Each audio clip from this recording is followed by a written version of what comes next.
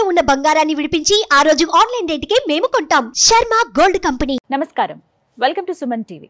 నేను గీతాంజలి. శ్రీమాత్రే నమః.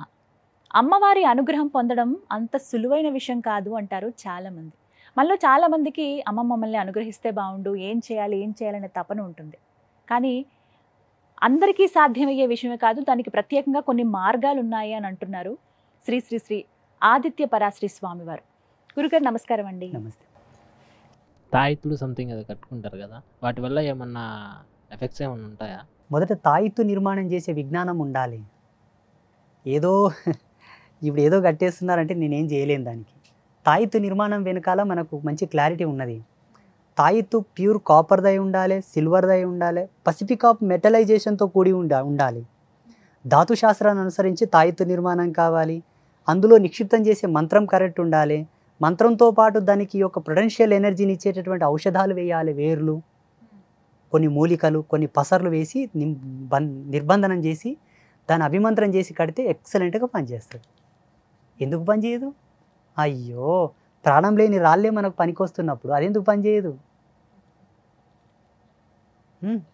దాని నిర్మాణ శైలి తెలవాలి. ఇప్పుడు ఒక యంత్రము కానీ ఒక మూలిక కానీ కట్టాననుకో, నువ్వు స్నానం చేసేటప్పుడు అది నాని తొందరగా పాడైపోతుంది. గాలి తగిలి, ఎండ తగిలి ఎవరైనా చూడడం వలన వాటికొక నిర్బంధనము, వాటి యొక్క దాపుకము, వాటి కనుమరుగు చేసే కోణంలోనే ఒక దాంట్లో పెట్టి ఫిల్ చేస్తారు. దాన్ని ఫిల్ చేసి దాన్ని క్యాప్ పెడతాడు. కొన్ని రోజులు అది నీతో ఉండాలని, నీ ఆరా సిస్టమ్ అంతా కూడా ప్యూరిఫైడ్ చేసి నీ మీద ఉన్న నెగిటివ్ ఎనర్జీని అంతా గుంజేసిన తర్వాత ఆటోమేటిక్గా తాయి తెగిరిపోతుంది. నీకు తెలియకుండా నీడను ఉసిపడుతుంది. అది తాయిత్తు చాలా పరమం, చాలా పవిత్రం. దాంట్లో చాలా వైజ్ఞానికమైన మూలం ఉన్నది. ఇప్పుడు తాయిత్తు అంటేనే భయపడతారు. వామ్మో తాయిత్తులా. గురుగారు, ఇప్పుడు దయ్యాలు భూతాలని సైకియాట్రిస్ట్ ఒకలాగా చూస్తారు, ఈ గురువులు మీలాంటి వారు ఇంకొక కోణంలో చూస్తారు. ఎందుకు అలాగా? సైకలాజికల్ సబ్జెక్ట్ అనేది ఏదంటే మానసిక శాస్త్రం, అది మైండ్ రీడింగ్. అది వాళ్ళు కేవలం ఒక పుస్తక పటిమతో వాళ్ళు అయి ఉంటారు. అతను ఒక పుస్తక పటిమతో ఒక అధ్యయనపూర్వకంగా ఆయన ఆ స్థితికి వచ్చి ఉంటాడు. మేము పుస్తక పటిమ చేస్తాం, సాధన చేస్తాం, ధ్యానం చేస్తాం. మేము నేచర్తో కనెక్టివిటీ తీసుకుంటాం. ఫస్ట్ ప్రకృతికి అనుసంధానంగా మా జీవన విధానాలను మార్చుకుంటాం, దానికి అనుగుణంగా బ్రతుకుతాం. అప్పుడు పంచభూతాలు మాలో ఉంటాయి, మేము పంచభూతాల్లో ఉంటాము. పంచభూతాత్మకమైనదే దయ్యాలు, భూతాలు, ప్రేతాలు అన్నీ కూడా, మనము కూడా, జీవరాశులన్నీ కూడా.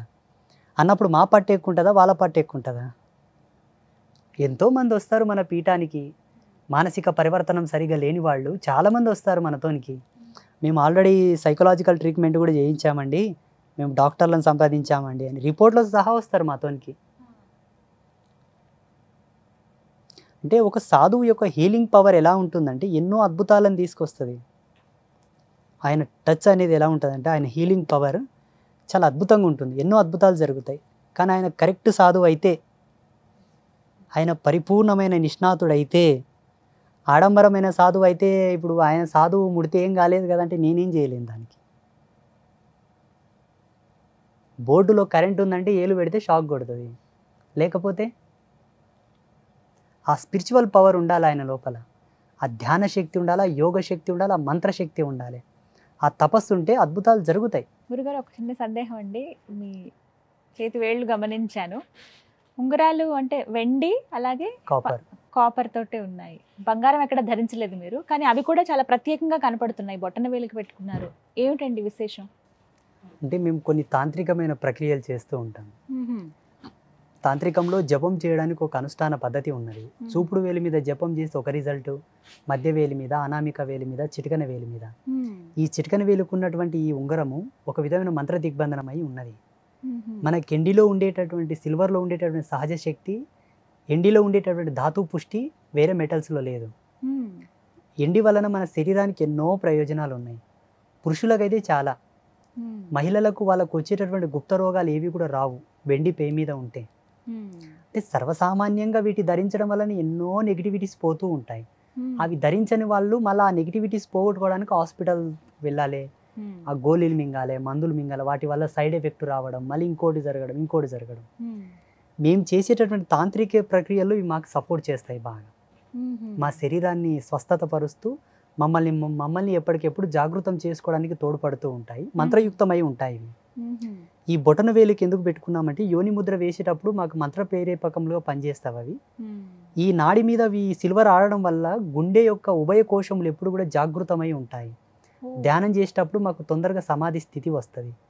ప్రతి ఒక్కరు కూడా బొటన వేలుకు సిల్వర్ పెట్టుకుంటే హార్ట్కు సంబంధించిన డిసీజ్ రావు, బ్లడ్ ప్రెషర్ కూడా కంట్రోల్లో ఉంటుంది, జ్ఞానం ఎప్పుడు పరివర్తన వైపు వెళ్తూ ఉంటుంది, మైండ్లో కూడా కణాల యొక్క శక్తి, ఆ మైండ్ యొక్క సెట్టింగ్ కూడా యాక్టివేట్గా ఉంటుంది ఎప్పటికెప్పుడు. ఈ వేలుకు ఉండేటటువంటి పవర్ అటువంటిది. బొటన వేలు ఇది ఒక్క వేలు, ఇక్కడ ఉండేటువంటి ఈ నర్వ్ యొక్క సిస్టమ్ అనేది కూడా మన శరీరంలో ప్రత్యేకమైన గ్రంథులకు కనెక్టివిటీ అయి ఉంటుంది. గుండెకు కానీ, లివర్కి కానీ, బ్రెయిన్కి కానీ, కిడ్నీ ఫంక్షన్ కానీ, ఐ ఫంక్షన్స్ కానీ అట్లా. సో అందుకే ఇవి ఇక్కడ ఉండడము వైజ్ఞానికంగా, సాంకేతికంగా, మనకు సైన్స్ ప్రకారం కూడా ఇవి లాభమే. మేము చేసే స్పిరిచువల్ ఎనర్జీ కూడా మాకు బూస్ట్ చేస్తుంటాయి బాగా. మా ఆశ్రమ ధర్మాలు, మా అండర్స్టాండింగ్ మాకు ఉన్నప్పటికీ వైజ్ఞానికంగా కూడా మాకు ఎంతో రక్షణగా ఉపయోగపడతాయి. ఇంకా కాళ్ళకు కూడా బేడీలు ఉంటాయి మాకు. ఇవి బేడీలు అంటే యోగ మార్గంలో ఉన్న ప్రతి సాధువుకు బేడీ ఉంటుంది. ఒకరొకటే వేసుకుంటారు. ఇప్పుడు సద్గురు ఉన్నాడు, ఈషా ఫౌండేషన్, ఆయనకు ఒకటే ఉంటుంది. ఇంకొంతమంది ప్రముఖ స్వామీజీలు ఉంటారు, వాళ్ళు 2 వేసుకుంటారు. అమ్మవారి పరంపరకు సంబంధించిన వాళ్ళు శక్తి ధర్మాన్ని అనుసరించి బేడీల సంఖ్య పెరుగుతూ ఉంటుంది. ఇక్కడ 3, ఇక్కడ 3 ఉన్నాయి. ఇవి హరిషడ్ వర్గ సంకేతంగా నేను ధరించాను. 6 వర్గాలకు అతీతమైన ధర్మం నాకు దక్కాలని వాటిని మంత్ర దిగ్బంధనం చేసి వేసుకున్నాను. ఇప్పుడు చేతుకున్నాయి, ఇక్కడ 2, ఇక్కడ 2. ఇవి చతుర్విధ పురుషార్థ ధర్మాలను సూచిస్తాయి. అంటే ఒక్కొక్క దానికి ఒక్కొక్క సాంకేతిక భావం మమ్మల్ని ప్రేరేపిస్తుంటాయి. మాతో ఉన్నాయంటే దీన్ని చూసినప్పుడల్లా నా ధర్మం నాకు గుర్తుకొస్తుంది. ఇవి ఎందుకు వేసుకున్నానంటే ఈ పని చేయకూడదు కాబట్టి అవి వేసుకున్నాను, అది చెయ్యకూడదు. ఇక్కడ సిల్వర్ ఆడడం వల్ల కూడా మనకు ఎన్నో లాభాలు ఉన్నాయి. ఈ భాగంలో కాళ్ళకు సిల్వర్ ఉండడం ఎంతో లాభం. ఒక్కొక్కటి ఒక్కొక్క విధమైనటువంటి బెనిఫిట్స్ అండ్ వైజ్ఞానికమైన మూలము, తాంత్రికమైన బెనిఫిట్ చాలా ఉన్నాయి. అయితే ధ్యానం చేసేటప్పుడు, ప్రత్యేకించి మెడిటేషన్కి వెళ్ళేటప్పుడు మెటల్ రేవి కూడా ఉండొద్దు శరీరం మీద అని చెప్తారు కదండి.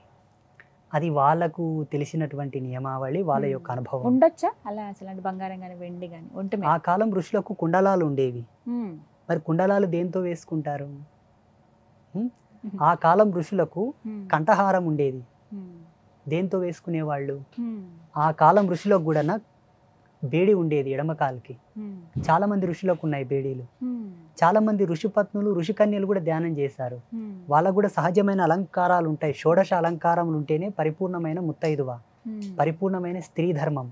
16 అలంకార ప్రాయములు ఉంటాయి కాబట్టి వాళ్ళందరూ సతీ అనసూయ, రేణుక ఎల్లమ్మ, గార్గి, లోపాముద్ర వీళ్ళందరూ కూడా అలంకార ప్రాయుక్తంగానే ధ్యానం చేశారు. వేదాంత సంవాదం చేశారు వాళ్ళందరూ. ఒక తుచ్చమైన మెటల్ ధ్యానంకి అడ్డం పడుతుంది అనుకోవడం అవివేకం. దీని యొక్క ప్రేరేపకం ఎక్కువ ఉంటుంది కాబట్టి దాన్ని కంట్రోల్ చేయడానికి చేతగాక వాళ్ళు అట్లా చెప్పి ఉంటారు. My opinion. వీటిని ధరించడం వల్ల ఎన్నో ఎనర్జీస్ రిసీవ్ అవుతాయి. సో వాటిని కంట్రోల్ చేయడానికి కాక చాలామంది వాటిని విడిచిపెట్టి సర్వసామాన్యంగా ఉండమంటుంటారేమో. కానీ ధరించవచ్చు 100%. ఈజీగా తేరగ్గా మనకు లాభాలు వస్తున్నాయి కదమ్మా. ఊక పెట్టుకోవడం వల్లనే ఎన్నో లాభాలు ఉన్నాయి మనకు. చర్మ రోగాలు రావు, బ్లడ్లో ఇన్ఫెక్షన్ అవ్వదు, యూరినల్ ఇన్ఫెక్షన్ అవ్వదు, థైరాయిడ్ ప్రాబ్లం రాదు, కఫం సమస్య రాదు, వాత పిత్త కఫ 3 దోషాలు మనకు రావు. Pure copper, pure silver. ఇంకొక విజ్ఞానం చెప్పనా, ఏ వంకతోనైనా బంగారు మెడలో ఉన్నా, చేతికున్నా, చెవిలో ఉన్నా, ముక్కులో ఉన్నా, ఏ వంకతో సిల్వర్ పే మీద ఉన్నా ఆత్మ యొక్క శక్తి పెరుగుతుంది, ఆయు ప్రమాణం పెరుగుతుంది, ఆయుష్ పెరుగుతుంది. ఎందుకంటే బంగారుకు నేచర్ నుంచి ఆయుష్కు సంబంధించినటువంటి కనెక్షన్ రిసీవ్ చేసుకునే కెపాసిటీ ఉన్నది. బంగారం ఎంత మేలిమో, బంగారం ఎంత తేజస్సో మన శరీరంలో కూడా అంత సూక్ష్మత్మ శక్తిని ప్రవేశింపజేస్తుంది. అది డైరెక్ట్ సౌల్కు కనెక్ట్ అవుతుంది బంగారు. అందుకే స్త్రీలు ఏ వంకతోనైనా మంగళసూత్రం ధరిస్తారు కాబట్టి స్త్రీలు ఎక్కువ బతుకుతారు, పురుషులు తొందరగా గుటుక్కుమంటారు. మా తాత చనిపోయి 20 సంవత్సరాలకు మా అవ్వ చనిపోయింది. అంటే మీరు మంగళసూత్ర రూపము, ముక్కు పుడక, కమ్మలు ఏదో ఒక వంకతో బంగారు వేసుకుంటారు కదా. ఆయు ప్రమాణం పెరగాలి, ఆరోగ్యంగా ఉండాలనుకుంటే కంపల్సరీ బంగారు పే మీద ఉండాలి. పంచలోహాలన్నీ కూడా ఏదో ఒక మూలన ఏదో ఒక వంకతో మన శరీరం మీద ఉండాలన్నదే మన శారీరక నిర్మాణం. నవరత్నాలు పంచలోహాలు మన పే మీద ఉండాలి. అదేదో అలంకృతంగా వేసుకుంటలేరు అప్పుడు దేవతల కిరీటాల్లో, కుండలాల్లో, హారాల్లో, మనుల్లో. అవన్నీ మన బాడీ యొక్క సిస్టమ్ని బట్టి, మన సెట్టింగ్ని బట్టి పెట్టారు. 30,000 40,000 హాస్పిటల్లో పోయాల్సిన పని లేదు. సంపాదించిన శాలరీ మనం డిపాజిట్ చేసుకోవచ్చు, పుష్టిగా తినొచ్చు, ఇంకా లగ్జరీస్ లైఫ్ గడపవచ్చు. అనవసరంగా హాస్పిటల్కి వెళ్ళి డాక్టర్కి ఫీజులు కట్టి మాత్రలు మింగి సైడ్ ఎఫెక్ట్ వచ్చి లివర్ ఫెయిల్ అయ్యి, కిడ్నీ ఫెయిల్ అయ్యి మళ్ళీ డయాలసిస్ చేసుకోవడం. నేను చాలామంది నా దగ్గరకు వస్తే వేద విజ్ఞానం ప్రకారంగానే వాళ్ళకు మెటల్స్ సలహా ఇస్తుంటాను, రత్నాలు ప్రొవైడ్ చేస్తుంటాను, రుద్రాక్షలు ఇస్తుంటాను, తాయెత్తులు కూడా ఇస్తుంటాను, యంత్రలిఖితం చేసి ఇస్తాను. ఇవి మూఢనమ్మకాలు, వీటిని నమ్మకూడదు అంటుంటారు చాలామంది. ఇవి మూఢనమ్మకాలు అయితే క్రిస్టల్ థెరపీ అనేది ఒకటి ఉన్నది. క్రిస్టల్ థెరపీ, ఆ క్రిస్టల్ థెరపీకి ఈ రత్నశాస్త్రానికి ఎందుకు కనెక్షన్ ఉన్నది? మెటలైజేషన్కి సంబంధించిన గ్రైనెటిక్ ఎనర్జీ సీక్వెన్సెస్ అని ఒక సబ్జెక్ట్ ఉన్నది. అది ఎక్కడి నుంచి వచ్చింది? ఈనాడు సిమ్ కార్డులో బంగారు ఎందుకు వాడుతున్నారు? ఏ లోహం, ఇనుము వాడొచ్చు కదా, లేకపోతే కంచు వాడొచ్చు కదా, కాపర్ వాడొచ్చు కదా. సిమ్ కార్డులో బంగారు లేకపోతే సిమ్ కార్డు పనిచేయదు. శాటిలైట్లో కూడా బంగారు ఉంటుంది. ఎందుకు ఉంటుంది? దానికి ఆ గ్రాస్పింగ్ పవర్ ఉంటుంది, ఆ రిసీవింగ్ కెపాసిటీ ఉంటుంది. ప్రతిదానికి ఒక పరమార్థం ఉంటుంది. 100%. చాలా సంతోషం గురుగారు. ఎన్నో సందేహాలు ఇంకా చాలా ఉంటాయి. సమయాభావం వల్ల ఇక్కడితో ముగించవలసి వస్తుంది. ఖచ్చితంగా ఆశ్రమానికి రావాలని కోరుకున్నాం. అమ్మ అనుగ్రహం ఉంటే, ఆవిడ ఎప్పుడు పిలిపించుకుంటే అప్పుడు ఖచ్చితంగా వస్తాను. చాలా సంతోషం అండి మీ సమయాన్ని కేటాయించి కార్యక్రమంలో పాల్గొన్న అందరికీ శ్రీమాత యొక్క ఆశీస్సులు.